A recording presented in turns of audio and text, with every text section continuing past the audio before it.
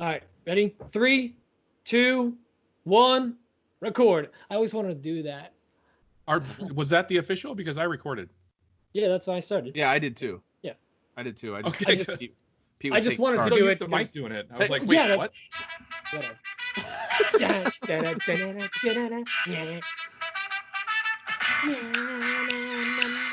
Hello and welcome to another Woodshop podcast with Mike Coffey of Coffee Custom Builds, Daniel Dunlap of Daniel Dunlap Woodworks, Peter Kapar of Petrie's Workshop. You can find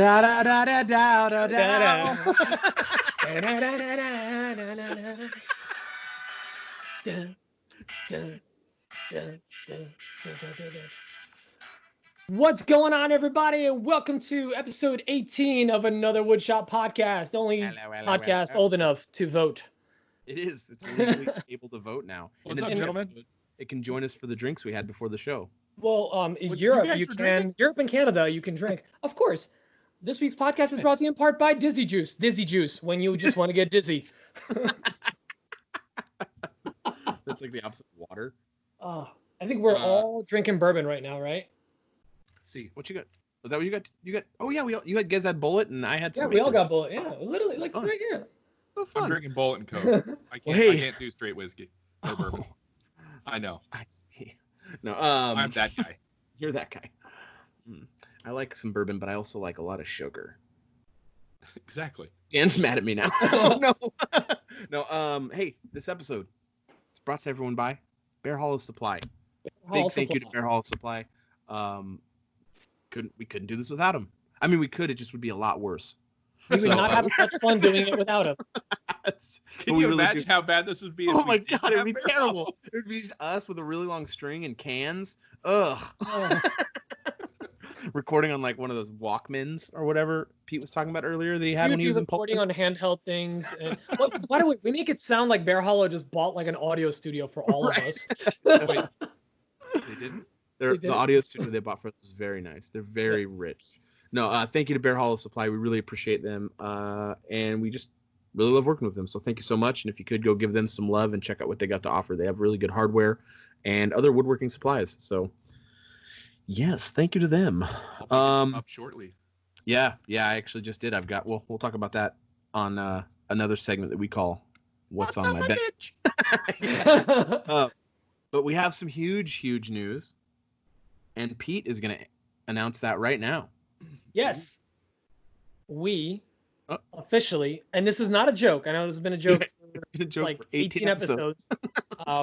We officially have a Patreon. That's right. Yep. Patreon's this brand new thing. No one else is doing it. So it's very exciting. We're the best. So we do have a Patreon. We're very excited to launch it. We're very excited to have some Patreon-specific content that we're going to be putting out there. If you're looking for us, you just search Another Woodshop Podcast or patreon.com/Another Woodshop Podcast. We keep it simple, guys. It's the same everywhere. But it's really cool. That was our idea. Yeah, different levels of love you can give us. Quite literally, there are different levels of love, all the tiers. You can either start with getting a sticker, all the way up to the highest tier, I believe, Dan will send you a sticker. Whoa. You get the Another Woodshop Podcast, but also have Dan send you a sticker. Right. Yeah, I know it's big, guys. He'll do it. He'll actually do it if he doesn't. Legally, he's contracted to do it now. We actually need this Patreon to pay for the lawyers to go after Dan if he doesn't give the patrons their stickers. Yeah. Sticker beat lent us their lawyers. I'm gonna right after we get done with this episode, I'm gonna order like some massive stickers that I can send people, like big mamma jammas. That's a good idea. I like it. 8.5 by 11. The best part is about all the tiers that we're offering. They're going to continue changing. We're going to continue to keep adding stuff to it. You can do as little as $2 a month. You can go up to 20 if you really love us. But we're going to keep changing them. We're going to keep adding tiers to it. Anything from early access to the podcast. Of course, we are going to mention all of your lovely patrons on at the top of the podcast. Yep. You will get a sticker no matter what tier you are. You're going to get mentioned no matter what tier you are. And you'll even get, you guys want to tell them? I'll tell them. Access to the pre-show. That's right. Oh, yeah. We don't have a post show because as soon as this thing's done, we all just want to be out of here as soon as humanly possible. So. Yeah. I get tired of looking at their If you faces. think the podcast is good, yeah, the pre-show is where it's at. Yeah, the and pre-show is explicit. Fair warning to anyone that listens with their kids. There is an explicit warning on the pre-show because although we're saints online, we are sailors in a sack. I mean, before the pre-show. Don't say stuff like that when I'm taking a drink of something. Jeez Louise. This is what happens when you're late at night and drink. Listen, I don't want to cut you off here, but we have a tight show to run here. We got a lot of stuff to get to. So that's the Patreon. Ship. We got a tight ship. So we got to go through what's on our bench pretty quick. So you know what? We're going to do a quick segment called What's on my bench? Now I have to edit you out and edit it in. So since you sang, Dan, what's on your bench? Nothing. I cleaned it off. Ooh, and I got a lot of comments about that. Yeah. Yeah, I put melamine on the top of my bench, and every now and then I like to clean it off, and I'll soften everything up with acetone because I will do glue ups on there. I'll spray stuff on there. I'll use wipe on poly, so it all kind of coagulates on the top of my bench. That's a terrible word. Yeah. I soften it up with a little acetone and I scrape it right off, and it's good as new. Sweet. But aside from that, I made a few cutting boards just to pass the time while I'm waiting for other projects to finish up, and just kind of like content filler because I was on vacation over the last weekend. How was your vacation? It was wonderful. Loved it. Good. The family and I went camping in our new camper. Ooh. And the kids had the time of their lives, and it was awesome. Brutally hot. And pro tip, if you're going to go camping in a camper, take a fan. That makes sense. Yes. Write that down, Mike. It's in the show notes. What else you got? Anything else? No, I did go to a client's house, and we talked about a few projects he wants me to do. He wanted me to widen a few of his doors, but I actually talked him into putting up barnwood doors, like sliding barnwood doors. Nice. And because he only needed them widened like by 1.5 inches, and if you remove the door and the trim, that makes up the space that he needs. So I told him about how we could do that, and he was like all aboard. They got a super rustic theme, so it'd be perfect for him. Do you know what hardware you're going to use for that? Oh, definitely Bear Hollow. Oh, that's what I'm talking about. Heyo. That's all I've been up to. Sweet. What about you, Mike? Oh, I'll take this one. Well, you are Mike. I hope so. You don't know what you do. We don't follow you.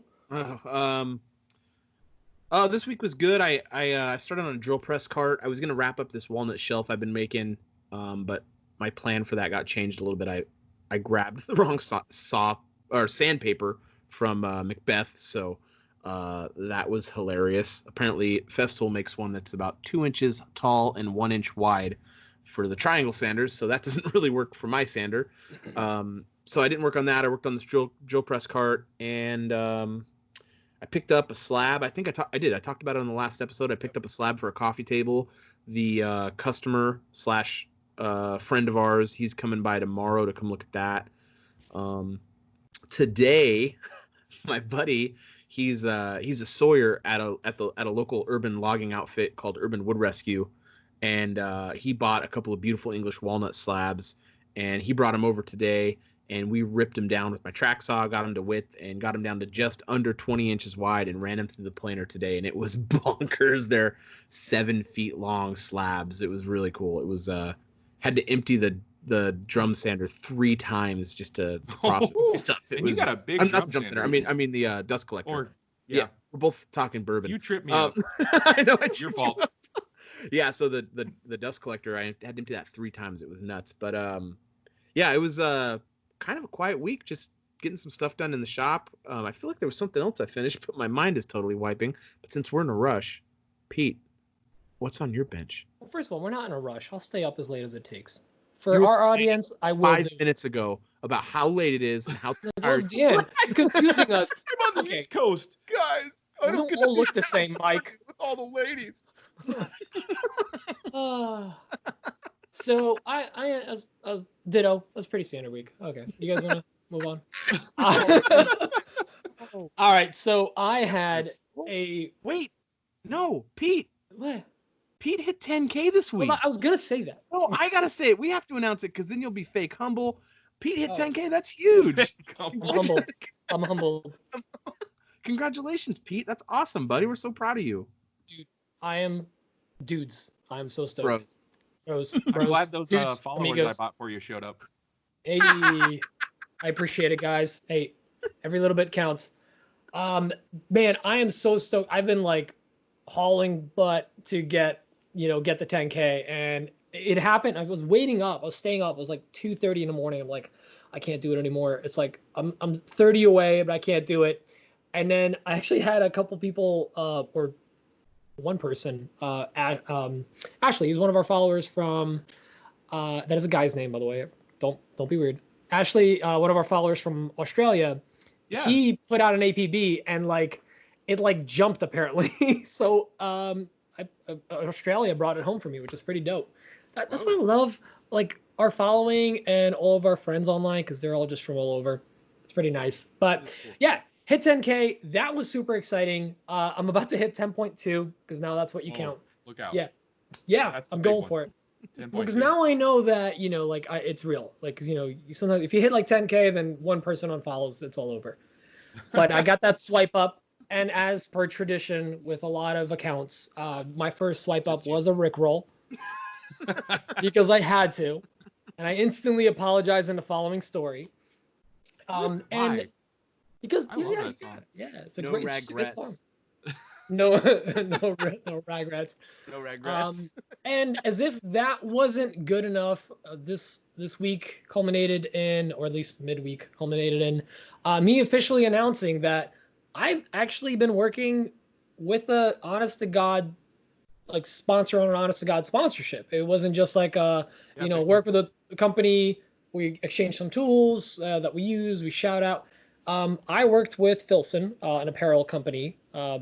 And basically, they hit me up a couple weeks ago. Underwear. Erotic underwear. Erotic lumberjack underwear. Yeah, it's very nice. Catchphrase. But it was, and I kind of want to talk about it because it's something. Yeah. Stop it. Sorry. So basically I've been working with this brand for a couple weeks now. We've been trying to get everything finalized. They found one of my chuck box designs, which is basically like a camp kitchen, or some people call it a patrol box. Any of the, you can tell who was a Boy Scout back in the day because they hit me up in messages like, that's a patrol box. Yeah, thanks, I know. That's a really diminutive voice you used to talk about that. Well, you were a Boy Scout. It's not your fault. I was not in Boy Scouts. But our Boy Scout you were a listeners Weeblo, will stop right? listening. That was the thing. By the way, did you know that Weeblos were an actual thing? Yeah. Poor kids. So I was working with them. They hit me up I'll about that edit all design. this stuff out.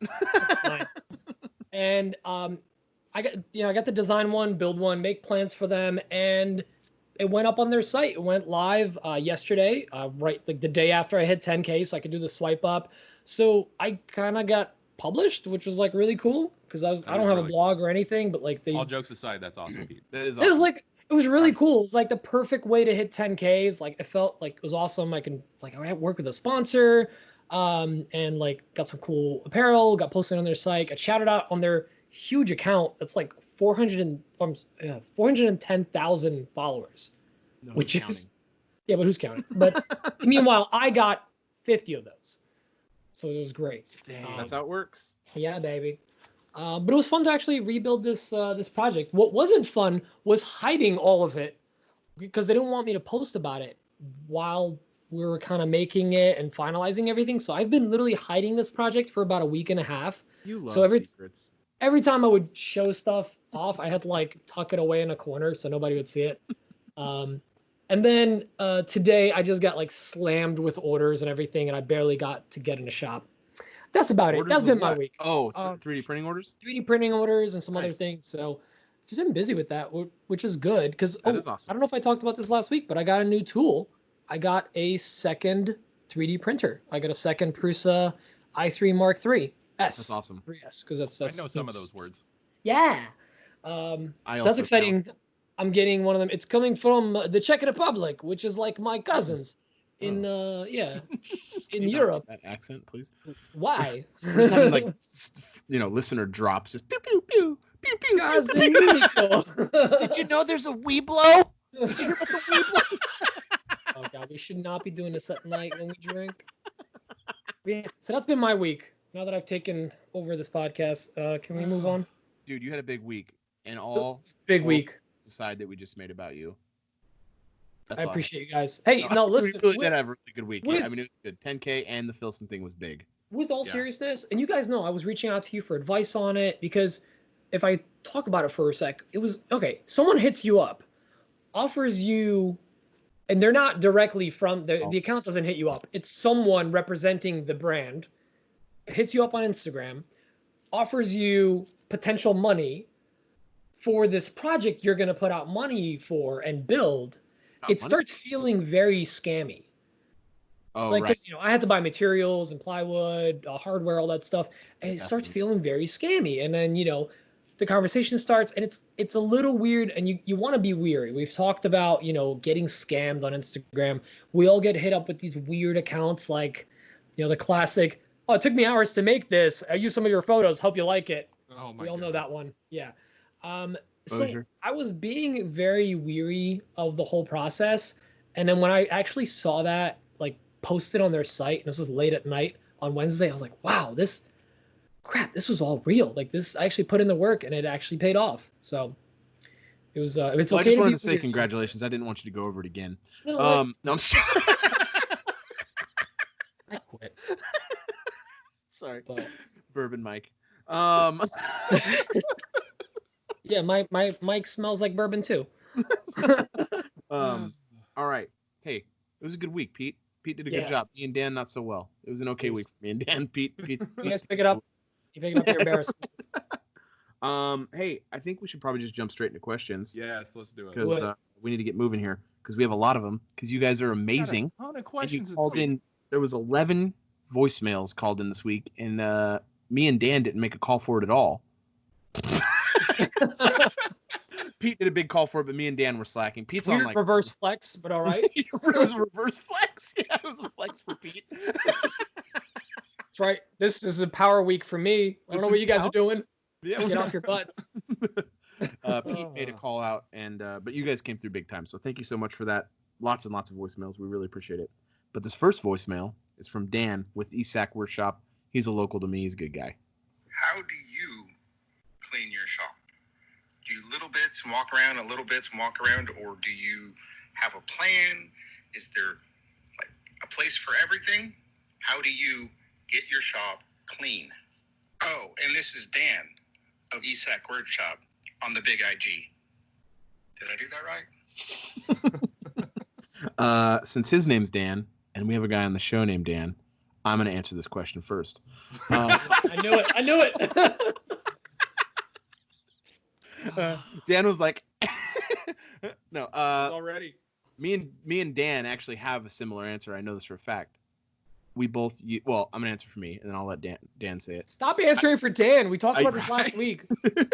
I use a leaf blower, and I blow out my shop on Saturday mornings. I blow the shop out, and then I just kind of organize a bit. It doesn't really get into I don't have a big shop. Organize a single bit. You just place it into an organizer. Jesus. Oh my God, Dad, stop. It's just you wanted to record this late. Doing this to your week, it was so good. It was your idea to record this late on Friday. No, yeah, I just blow out the shop on Saturday mornings, and then I don't really have a huge shop, so it doesn't take long to clean up. I mean, it's like a 45-minute ordeal to clean up the whole shop and everything's straight and in its place, and then blow everything off and it's good. What about you, Pete? Yeah, leaf blower, same thing. Yep. And then once a month when I'm doing tune up and a deep clean or something, I'll find all the corners where I blew dust into and just vacuum those out. Although recently, I don't know if anyone has this problem in the summer. I've been getting spider webs, not a lot of them, but as soon as dust hits it, it just makes it look so much more grandiose. But I just noticed. I'm pretty sure you're the only person. Oh, just me. Yeah. There's all right, on to Dan. spider web. I just leaf blow it too. By the way, is your leaf blower electric? because I saw someone using one that was like a fuel or like regular gas driven. Sorry, I couldn't say. Give this man more bourbon. It was like fuel Tim the driven. Toolman Taylor all beefed out. Just fuel energy drink in there. That's the word. He poured pure energy into it. No, But I saw somebody blowing out their shop with that, and I go, just get tired. dude, you're just gonna like black out in an hour from all the fumes in there. His blower's blowing in his mouth, and his lips are flopping. My God, what have we done? Okay. That was Pete's answer, I believe. Yeah, leaf blower. That's the same. Ditto. Dan, what do you use? Well, I'm gonna get a little bit more detailed. I like to clean up after like any big project. I like to put stuff away and so I can kind of start fresh. Ditto.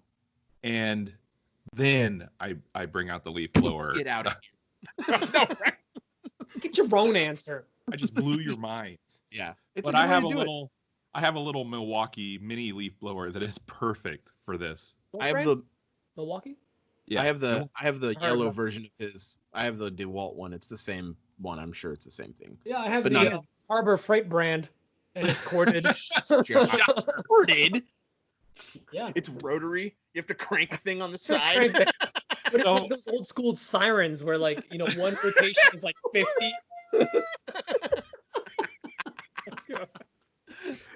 Pete's cleaning the garage again. I was gonna throw in another like little pro tip because I'm all about the camping life now, baby. I took my little mini leaf blower camping, and that thing is great for stoking a fire. Just like squeeze the trigger a little bit. I do that for sure. Yep. Yeah, I posted that in a story, and I blew a few minds, like upwards of 2 minds. 2 months. 2 minutes. All right, that question is thoroughly covered. There's no other way or better way. Well, the question wasn't how to do it; it's just how we do it, and that's how we do it. So that's a good answer. All right. This next one is from Javon Cheney from Cheney Concepts, and he has a question about sheet goods. I don't know why I'm talking like this. Here we go. Hey guys, Jeff Cheney from Cheney Concepts. I know a few weeks back you all discussed your dream shop, but never really dove into how and where you would store all of your 4x8 sheets of plywood. So, my question is, when you have a plywood-driven project, do you go to a store and buy as needed? Or do you have sheets hidden somewhere magical in your shop for easy access? And even if you are a mystical sorcerer, how do you store them? Vertically? Above your garage door?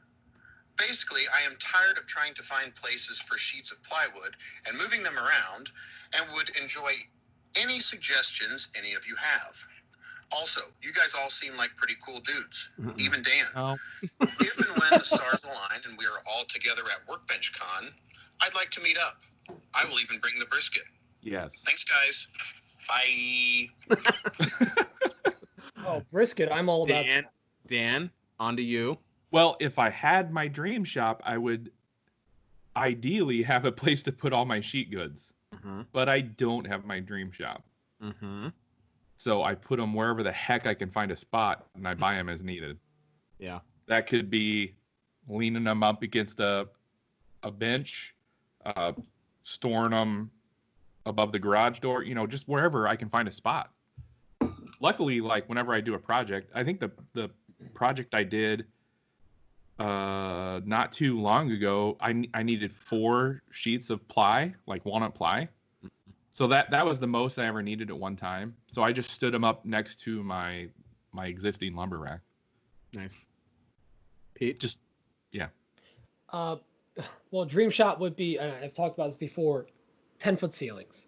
Just so I can like stack a sheet vertically up against the wall. It'd be so nice. Now, I've seen some people have like really fancy setups where it's like a lumber rack and then like basically like a Lowe's style like sheet goods storage thing where it's like they're vertical but they're just slid in. That's the whole shop. But I would love to do that. But right now what I'm doing is really? I have I've seen vertical for sheet yes, goods? I have a vertical. You don't want them horizontal? No, they have them vertical. Vertical and like slid in, warp on so you. it sticks out 4 feet. So you have a lumber rack on the side, and then you have just your sheet goods in there. That'd be nice. Because then you're not wasting as much of the wall space. It's nice. I have in my shop right now, I have a 4-foot retaining wall that runs around the shop. Mm-hmm. So I take my 4x8 sheets, and unless my project specifically needs them to be a certain dimension, I'll just cut them in half, and I basically have a 4x4 foot section where I just stack sheets, and it sits there. And usually for most projects, that's plenty. I'll always have a couple extras on hand. But if I really needed them, I'm just gonna go to the yard and have them deliver it to me, and they just deliver full sheets. I don't have a truck like these cool cats, so cool. I just have them deliver. It's $20 to get it delivered. It's really nice plywood, and I don't have to worry about hauling it or bringing it in here. They even carry it into my shop. It's beautiful. Nice. Oh, wow. How about you, Mike?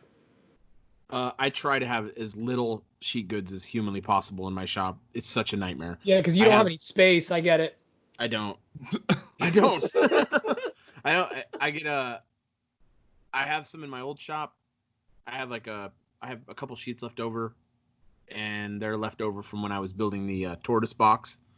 And it was I love how we just call this a tortoise box now without even thinking about it. It was when I was building the tortoise box, and I changed the design at one point. I don't remember what the design change was, but I ended up with more 3/4 inch birch than I had. Anyway, I try not to have any. I try to only buy it when I absolutely need it. I hate storing it. It's a nightmare. Dream shop, I would have horizontal storage from the rafters hanging down off the joisting and just slide in there. I'd have a rack for 3/4, a rack for 1/2 inch, and a rack for 1/4 inch. So you want a Home Depot warehouse style shop? But like 10 sheets of each. I mean, it's 30 sheets. That's it. Yeah. In my dream shop, I would just have like a robot that would fetch the sheet goods as needed. That's how you dream shop. You don't talk about, the nicest Harbor Freight contractor saw.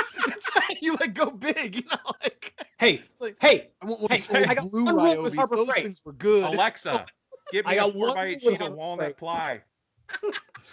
My one rule with Harbor Freight is nothing with a motor. Okay. So you get organizers, you get whatever, paintbrushes, lamps. You don't get anything with a motor. You'll be disappointed. Although the leaf mower is nice. Sheet goods, not a big fan of keeping them around. But I will say, since none of us addressed it, we will be at Workbench Con. Oh yeah. And if Workbench Con will be. If Workbench Con happens, we'll be at We'll be at Workbench Con. Gosh. Uh-oh. We're all talking like Dan. Mike is trying to say. Let me translate. We will be at Workbench Con. We will be there. And we will have a meetup there. We will have a meetup. Yeah, I mean there'll be at night when it happens, or if it happens, we will all meet up with whoever goes there that listens and wants to do a big dinner. Matter of fact, we're probably gonna record live. Yeah, we'll record live. As long as Workbench Con happens, right? All three of us will be there. Yeah, and we're gonna set up the last partition, so it looks like Good Morning America. You guys will be behind the partition with signs, just like Rustic MDF. And we'll be sitting there, all of us with coffee cups. It'll be midday. Doesn't matter. Coffee cups, just like. You guys I don't know about you, Dan. You guys ever watch Community? Yes. Troy and Abed in the morning. Troy and Abed. I'm so glad you guys got that reference. We're currently rewatching it, and it's so good. Well. Next question. We move on? Yes, we should move on. Okay, because we're apparently in a rush, Mike. Oh, listen, guys. I cannot wait to throw out the video recording of this podcast where Pete is literally crying. He literally was crying about how late there were tears. Brought it to your attention. Pete never cried. Hey, Mike, how come you're so much nicer to me when people aren't listening? You got a great body. The next question is from Jordan Krantz. It's kind of weird. From Jordan Krantz. Hey guys, this is Jordan up in Seattle, Washington. I am a beginner woodworker. I've done some projects around the house. I have a TV stand and a coffee table that I've made in the past few years. And my family loves it. Everybody loves it, but I know there's stuff wrong with it. Do you guys ever go back and redo stuff completely in your house? Pete? Yeah. I've rebuilt our coffee table twice, I think. Yeah, twice. But But certain projects, why? I think the first one was just crappy, and the second one had metal hardware, metal base. No, I think I haven't rebuilt a lot of projects, but I've rebuilt. Actually, if anything, in the shop, I've built like crappy workbenches and like crappy shop storage and like the worst outfeed tables, and just improved on it. I think more in a shop than in a house. I think most of the furniture, I try to be a perfectionist to a fault with furniture because it's something that I intend to have for a long time, even when I was starting out. Like I have a solid select pine little cart that we have in our kitchen. Yes, it's solid. Bird's eye in it? Yeah, no bird's eye. It's the clearest, hardest pine you'll find. It's all it's all literally like Home Depot grade select pine. But I put so much work into it to make sure it's perfect because I wanted to make sure that's going to last us a while. It's been now 4 or 5 years. We're still using it. Nice. So it's okay to revisit old projects. You're never done. I mean, you're either adding furniture or replacing stuff that you already built or stuff that you got from IKEA. That's my take. What about you, Mike? I haven't been doing this long enough to go back and fix projects. I mean, realistically, I didn't actually think about the shop furniture bent. That's a good point. I've obviously moved my shop like 6 months ago from my little shop to my slightly bigger shop, and I did replace all that stuff. So, but I didn't actually replaced it. I didn't make it. I didn't improve upon it. I didn't. It's not the same. I don't think. Right? It's a completely different fixture, so you're not really replacing it. I guess you are. I don't know. But anyway, I kind of was looking at it just for like furniture in the house because that was the how he approached it. But that's a good point. But no, I haven't really done any of that. So, Dan? The one that comes to mind is my kitchen table. When I first built it, I used a construction grade pine top on it.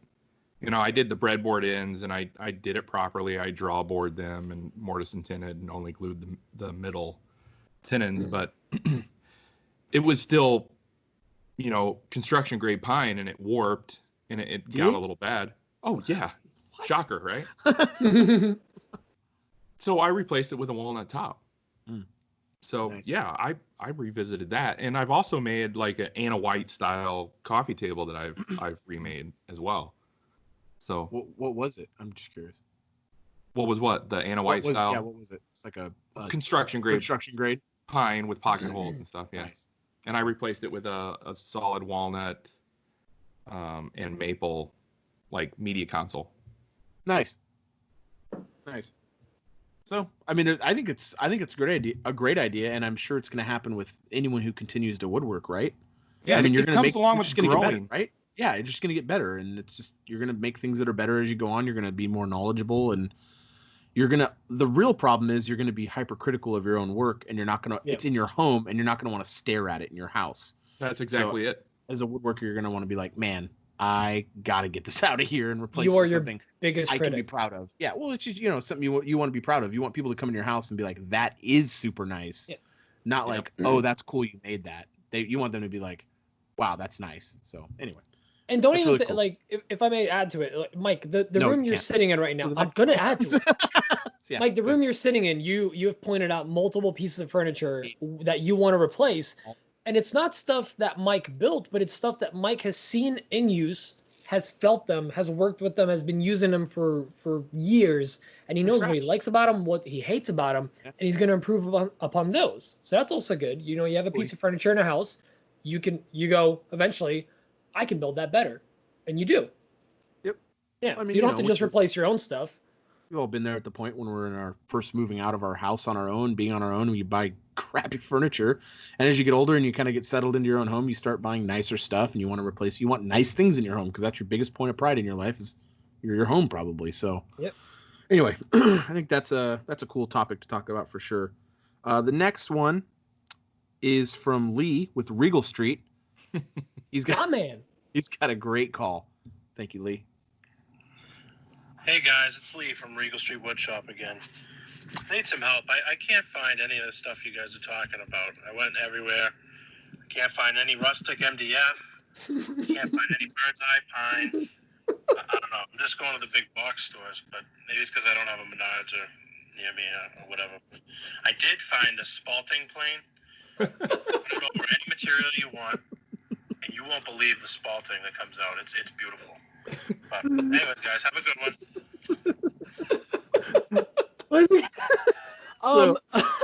Spalting plane. That's fantastic. Go ahead, Pete. Yeah, if I may, Lee, hit me up. I want to talk to you, man, because I think what you're calling spalting might just be tear out. It's a block plane. it's just tearing out the wood, making what looks like waves. Also, you might want to check wish.com for some of that stuff. Or no, Alibaba. Alibaba. But keep in mind, you have to order like 50 at a time, otherwise it's not worth it. Can I get 50 Rustic MDFs, please? One alcohol, please. One alcohol. Yeah. And that's good that he said spalting. Are we going with spalting plane for this? Yes. Okay. Yes, absolutely. Well, which will just into the thing that Dan's going to talk about. The next one, it's perfect. It's as though I put them in order how I wanted to. It's almost like it's like we planned this. It's like we worked this out before the show started. Anyway, so yeah, we're gonna use. Well, I'll let Dan do the talking on this one. All right. First of all, I want to mention who won last week's giveaway of the micro jig gripper, and that was JRH Custom Woodwork on IG. Already reached out to him. What's that? That's not all he won. Yeah. Oh, he won the micro jig gripper and Pete's gripper. That's right. And I was going to say, I already reached out to him on IG. He already gave us his shipping info. That'll be coming at him really soon. Yes. And this week, boys, sponsored by Macbeth Hardwood. Yep. Again, thank you very much. Macbeth. We are giving away a Wallace. Wallace. Marriage.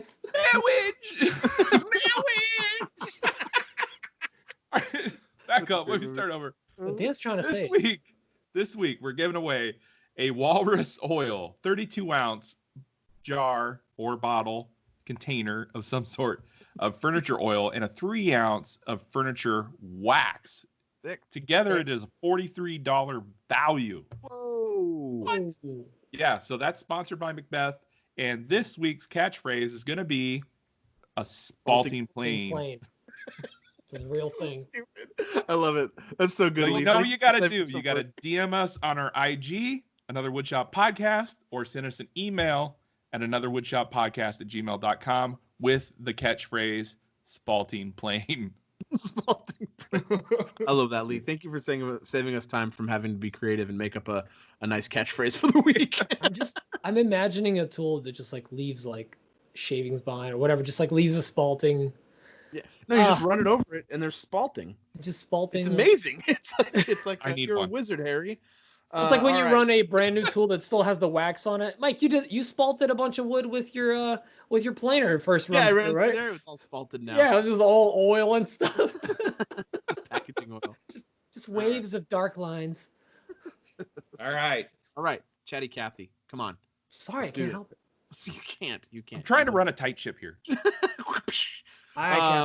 This next question, due to a contractual obligation, is from Josh the Dad of the Big IG. Good, he's not slipping. Hey guys, it's Josh the Dad. That's right, Josh the Dad, one of the Big IG, coming at you with this week's question. So you have a pile of projects. You know, you get a project or you get an order in, and then you work through that. Do you guys end up just going right on to the next thing? I mean, what happens? I don't know if this ever happens to you. It happens to me all the time. But what happens to you when your project's finished and there's nothing else? What do you do when you don't know what to do in your shop? Are you sharpening? Are you organizing? Are you cleaning? Are you doing what I'm doing and just sitting here and spinning in my chair, looking around, wondering what I should do next? What do you guys do? Hey, I do want to say thank you for your hard work and the podcast. You guys do a great job week to week, and I will talk to you next week. Josh, thank you so much. We really appreciate you always calling with high quality. I really imagine him actually spinning in a chair. I bet you he was. He seems like a very truthful and honest guy. Really, he probably was spinning in a chair. So. I would buy real estate from that guy. I would buy a car from him. He seems really nice. He would have you pay the highest interest. So what first of all, I am never working on a project. Even if it's if in the shop I'm working on one, I'm working on another three, either something on a house or 3D printing something and designing something else. So I tend to work on multiple projects at a time, even if it's in the shop. Like I have, I'm pouring resin on one thing, but then I'm gonna apply finish that night, and but before I do that, I gotta sand all this stuff. So I basically try to work in stages and think about what I gotta do next. Like especially if I gotta apply finish at some point, I'm not gonna sand after that. I know I gotta get all of it done beforehand. However, as far as anytime I hit a point where I'm like, I got nothing to do. There's nothing I gotta do next. I usually get in the shop and I look at the thing that annoys me the most and I just tackle that. And I go, you're going to become a little cart, or you're going to become a station, or you're going to become organized because I hate you. And currently that's my flip top cart, which is coming along nicely. What about you, Dan? I haven't had that problem in so long. Yeah, nice. Yeah, it's kind of nice. I mean, I do have to pay my bills with this stuff, but I haven't had the problem in so long that I can't remember the last thing I made that was just like filler. Although I did make those cutting boards that were kind of filler, but it's not like a problem I had. But I agree with Pete. If I didn't have anything to work on, I would look around my shop and see what I could upgrade and make better. And like hook up dust collection. Yeah, I got it. Yeah. I have dust collection. It's just not good dust collection, according to you guys. The man holding science. Me down. Yeah, it sucks, Dan, but it doesn't suck the proper way. Okay. I came out dirty. I had jokes, but this is a family show, so I was keeping my mouth shut. Mike, what about you? I haven't had nothing to do in a very long time.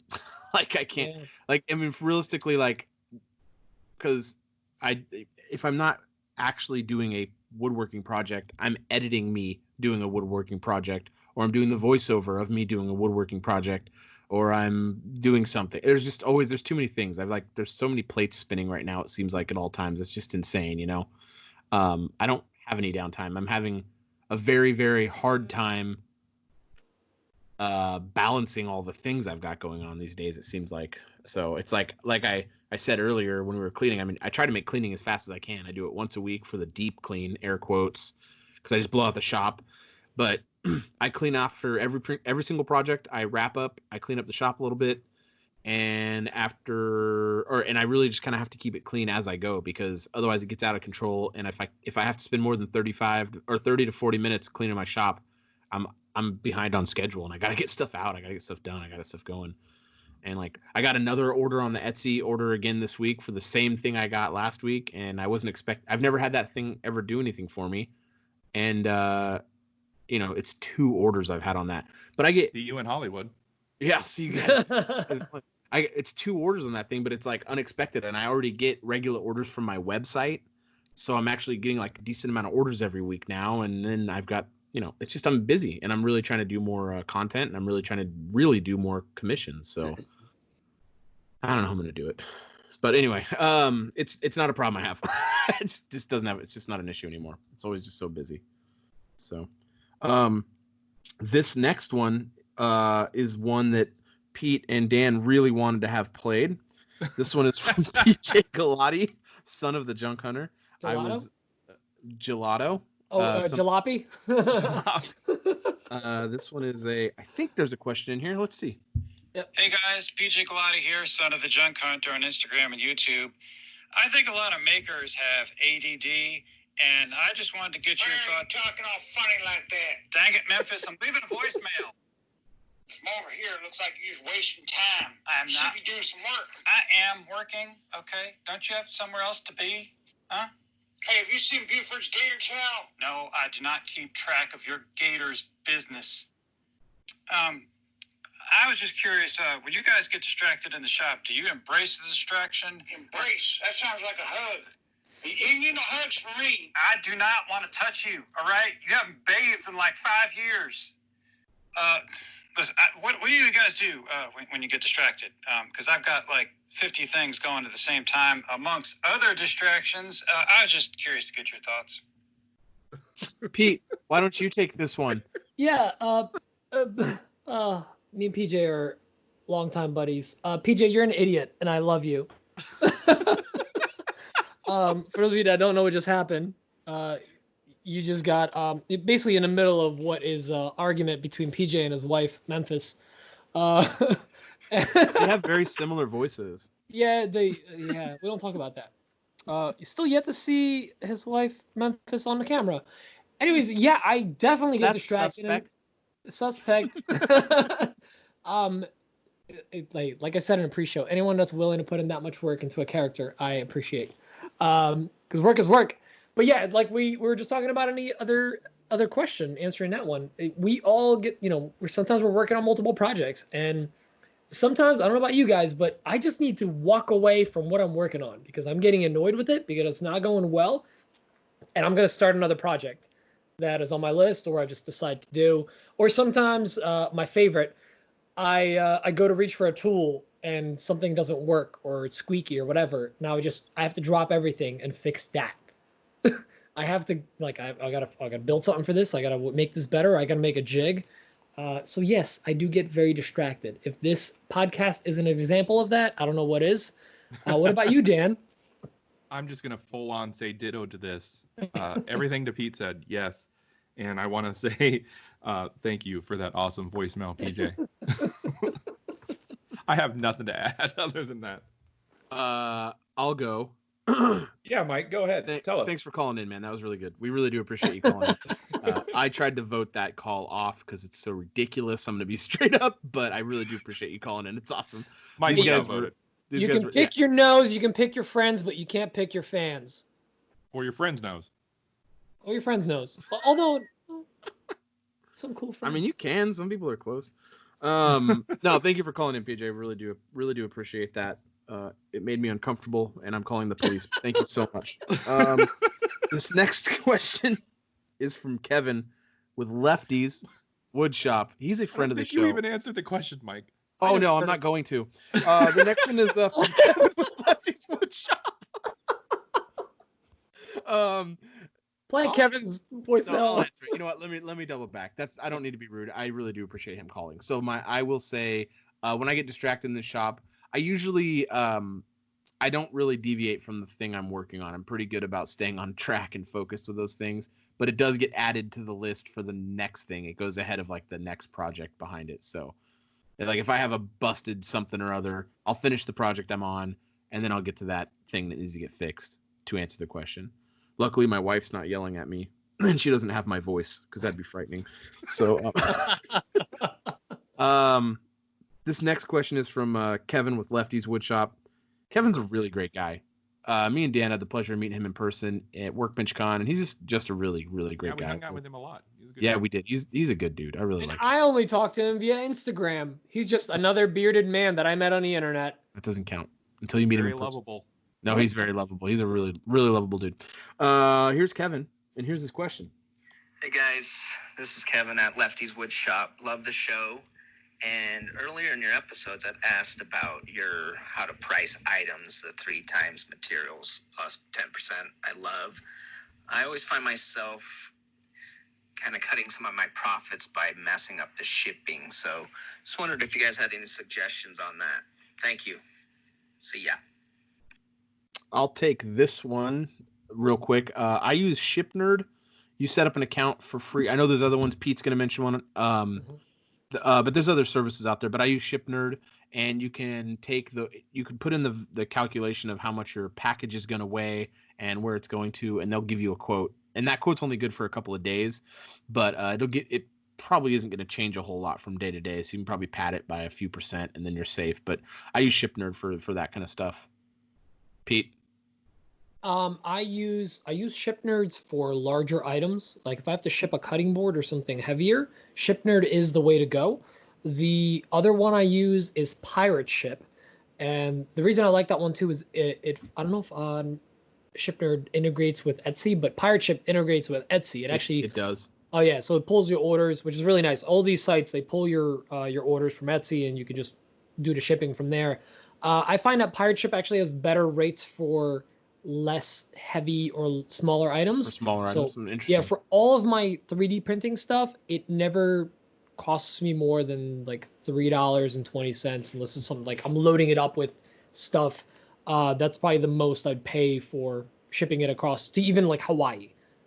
I didn't realize it was for USPS. Interesting. Okay, I'm gonna have to make an account. I'm looking at the website right now. So here's the best part. So okay, you can go with the cheapest. There's other sites out there. Well, I ship shirts a lot, and I think I have to go. That would probably be my best bet. You can throw it in a bag. You could probably ship that for $3, dude, because you can just roll it up, and as long as the weight's under a certain amount and you're shipping it, it's like zones. That's basically honestly, the US. It's like $1 more. It saves me from having to go to the post office. But the best part is it automatically goes. You're basically saving about 30 to 40% over USPS rates. It's still USPS shipping. You're printing a USPS label, but it's all 1 to 3 day shipping, which is with the current delays, it's like 1 to 5 days. But still, that's pretty damn fast. That's like you're able to offer Amazon rates.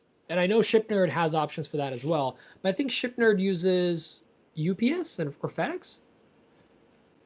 ShipNerd uses a bunch of them. They use they use several. UPS, FedEx, DHL, overnight services. They search they query several services locally to you. So yeah. And if I'm going straight weight, if it's something heavy, those flat rate boxes from USPS, you can't beat them. What about you, Dan?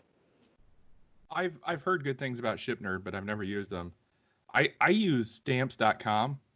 I know that's like old school, and people are like, they've been around for a long time. They're good. No one does that. No one's like down on you because you're using stamps.com. That's how you. That's all I get is people looking down on me because I use stamps.com.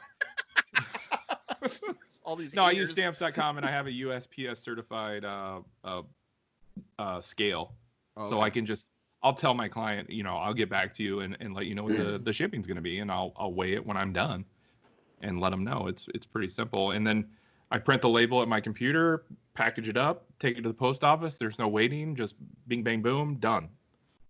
Nice. And I think it's very important to, in any chance you can, offer free shipping.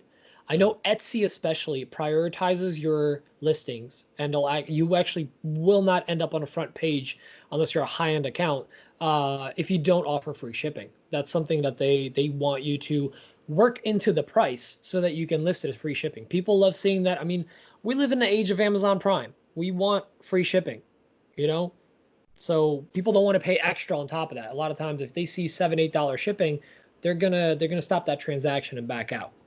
So that's very important. So work that into the price. That's what I try to do. I work it into every one of my prices, whether it's even local. Like if I have to drive over 30 minutes to an hour, drop something off, I'm gonna work that into the price. I gotta pay gas and tolls. For sure. Tolls? What are those? I live in New Jersey where we pay to use the roads. I pay to use the roads. It comes out of my taxes. Yeah, right. This next That's one. another podcast. Is that good? That and extra. Are we satisfied? I'm satisfied with that? I think that was a great answer. There might be better answers, and if there are better answers, we'd really appreciate it if you got back. Let us know on the podcast Instagram. Shoot us a DM if there's different shipping companies you use for stuff like that are better than that. That'd be great. I've heard of Pirate Ship and never used them. Pete's just sold me on it for my USPS stuff, but ShipNerd's great. I've used them probably 30 times. They're really great. The next question is from Matt, and I'm actually not going to play the voicemail because he asks a question about starting selling, and we've actually covered that before in a previous episode, and we're just kind of tight on time, so we want to keep the ball rolling, so I won't play his question. But Matt, he's from NEPA Woodworking, NEPA Woodworking. We really appreciate your call, but we've discussed this on a previous episode. I don't know, Pete, if you were able to find that one. I wasn't able to find it exactly here. Unfortunately, I'm going to have to listen to all of them. It's just 17 episodes, 18 if you count episode 0, and 19 if you count the 0.5 that we did. 2.5 wasn't there? Yeah, it's just 20 hours of audio, dude. There's Come on, episode 0 too, so there's quite a bit of episodes, but you have to listen to them. That's not our problem. That's yours. Put in your dedication, man. And then this next question we have, it's actually two people asked the same question. Ryan with RDS and Andy with Alpha Kilo.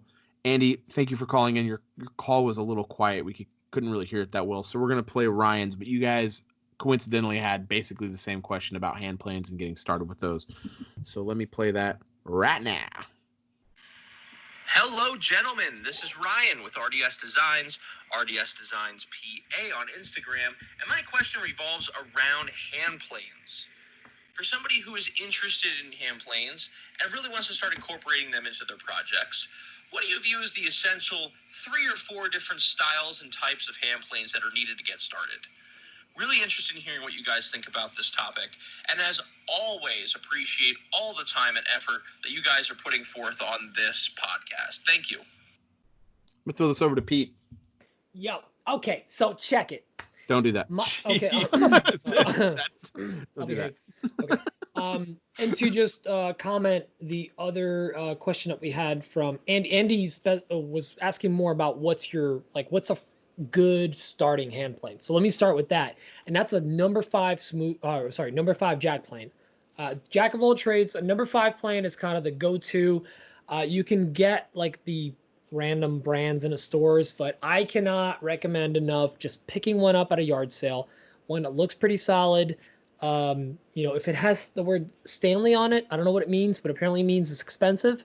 So if you can find one that's cheap, Stanley planes are one of the best ones out there. But a number 5 jack plane, they're usually about 14 inches long. That's kind of the standard size, and I believe 2 inches wide. So even if you don't see the brand or anything, I restored my first one. I got it for about $5-10 at a yard sale. Restored it. I still use it to this day. A jack plane? Jack plane. I know what it is. I've just never seen one at a garage sale ever. Oh yeah. This wasn't I apologize. It wasn't a garage sale. It was a flea market. We have a lot of flea markets in the area here. So I found one at a flea market, and it was in bad shape. It's a no-name brand. All it says is made in the USA, and that's it. That was good enough for me. So aside from that, everyone should have a block plane of some kind, just to take off some shavings and God, learn how to sharpen, because people throw away block planes or don't use block planes because they don't know how to sharpen. That's one of the best tools you can have. And the last one, it's not really a hand plane, it's a spoke shave. And if you don't know what that is, basically it's a blade with 2 handles on it, and it's like a long, usually less than a foot wide, and the handles on both sides and the blades in the center, and you're able to actually shape pieces down. So if you're ever doing any kind of curvature, or if let's say you got to do a big chamfer, don't keep going at it with a hand plane. You can hit it with something like that and really smooth it out, remove a lot of material. Or if you need to do a curve, you can do a curved spoke shave. So look up spoke shaves. I think it's a useful tool to have in the shop. That's my 2 cents. What about you, Mike? I don't agree that a jack plane should be your first hand plane. What? I think a block plane should be your first hand plane. Fair. Because I think I use a block plane on almost every single project I do. Whereas with my jack plane, though I don't do a lot of hand tool work, so that's also a caveat. But I use my block plane. It's almost always in my apron. So that's my number 1. I do agree that a jack plane is super clutch. It's a great plane to have. I have a number 4, a smoothing plane. I think a smoothing plane is important to have. He said, I think he said 2 or 3, maybe he said 3 or 4, but I think definitely for me it's block plane, jack plane, smoothing plane. I have a rabbiting plane or a bullnose plane I just recently got. I need one of those. And those are I think those are actually to me more important than a spoke shave. I have a spoke shave, but I only use it to remove bark, and I don't think a draw knife. You're thinking of a draw. Oh, knife. I'm draw knife. You're right. Not a spoke shave. Draw knife is just a spoke shave on crack. It's just massive. I'm not going to use this. I've never ran into a situation where I needed a spoke shave or a draw knife until I needed to clear bark off stuff. So I guess it's all different. I mean, are you shaping a lot of stuff? I'm shaping not a lot of stuff, but it's nice for shape. Yeah. Yeah.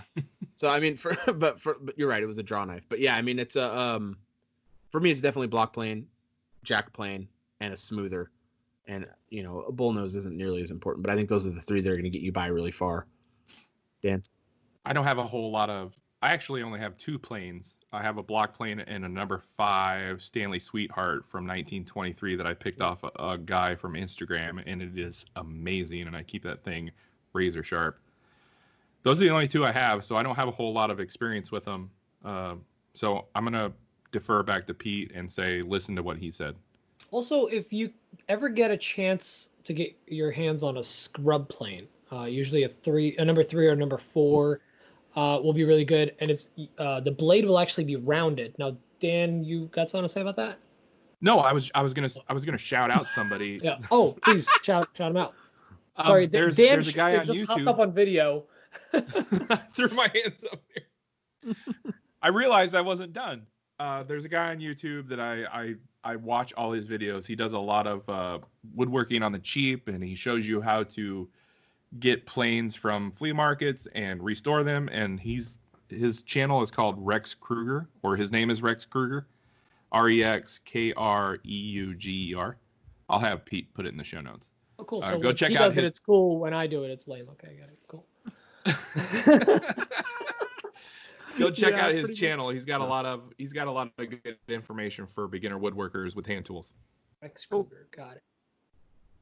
So that's pretty much it for the questions.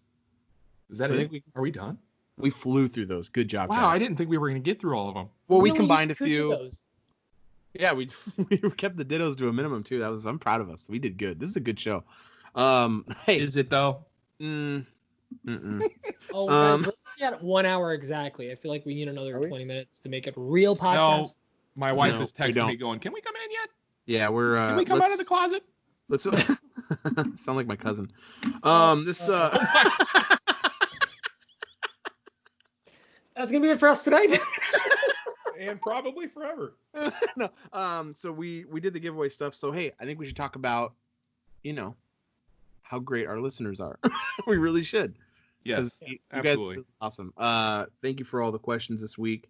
Thank you for all the interactions. Holy cow, what did we get? 100 and something? We didn't see how many people entered the giveaway. 107 people in the giveaway this week. That's crazy. And the podcast Instagram page grew a lot this week. It grew up.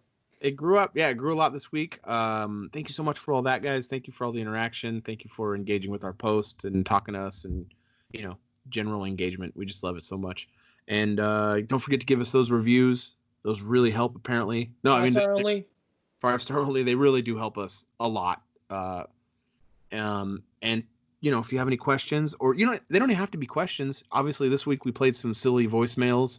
All joking aside, love the voicemails. They're great. They don't have to be a question. If it's something funny you want to throw in here, or if you want to elaborate on a topic that we talked about the week before or weeks before, definitely get those voicemails in. They don't have to be questions. So we really want this podcast to be community driven. We don't really want to talk about us the whole time. We kind of want to answer the questions from our perspective. Sometimes we get questions wrong, or we don't have the exact answer, but that's our version of the answer. So that kind of is what it is. If you disagree with us, shoot us a voicemail and let us know your opinion on it. Tell us. And if you're really mad, send all your messages to Pete. Yep. Yeah, we'll probably play it. No, we'll definitely play it. Patreon, or if you're I keep saying it wrong. If you're a patron. Yeah, if you're a Patreon on Patreon. If you're a Patreon on our Patreon page, you definitely get. You're gonna get voicemail priority, right? Is that what we decided? Yes. So if you actually are one of our patrons, we're going to work very heavily on developing that page. We're going to make sure that you guys get priority when you ask questions. So that's one way to get your questions answered. Otherwise, you're going to be like the other people that might have to wait an episode or two. Yep. And we want to answer all of them, but there's just we so do. many. That's definitely our goal. We're not going to try to put show questions behind like a paywall. That's not what we want to do at all. No. Nope. So, but also just because we have some questions doesn't mean we don't need more. So if you guys have questions, make sure to call in, leave a voicemails. We prioritize voicemails. We love to hear your voices, your velvety voices, and Memphis. And also send us messages to our Instagram or our email, anotherwoodshoppodcast@gmail.com. Yep, that's it. So you forgot something. You forgot something. Sorry. No, don't be sorry. We surpassed a milestone on our podcast this week. I can't talk. We surpassed a milestone on our podcast this week. We have 1 Brazilian listeners. Brazilian listeners. Down and I forgot to mention it. We officially have 1 Brazilian listeners, which is insane. That's more than. Oh, what the? Somebody's knocking on my door late at night. No big deal. All right, hey, we got to wrap this thing up. This thing's falling apart fast. Everyone have a great week. Check out the Patreon. please be a patron. That'd be amazing if you get support there. And check out our sponsors and check out our pages and check out our YouTube. And we love you so much, and we love you long time. And thank you for long time. The longest of the times. Bye. Love you. Bye. Bye. Kill it. Oh my God. My wife and kids just pulled up. Oh, perfect timing.